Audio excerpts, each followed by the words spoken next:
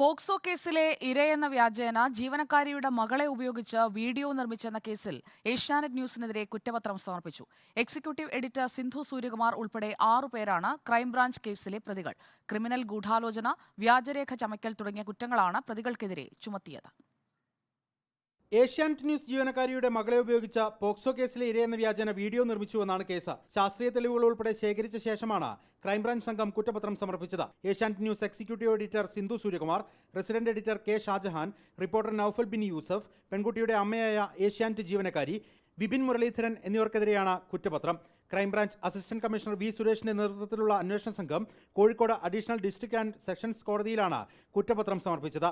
Criminal ഗൂഢാലോചന, വ്യാജരേഖ ചമയ്ക്കൽ, വ്യാജ ഇലക്ട്രോണിക് രേഖ ചമയ്ക്കൽ, തെളിവ് നശിപ്പിക്കൽ തുടങ്ങി വിവിധ വകുപ്പുകൾ പ്രതികൾക്കെതിരെ ചുമത്തി. പോക്സോ ഉപവകുപ്പ് പ്രകാരവും കേസുണ്ട്.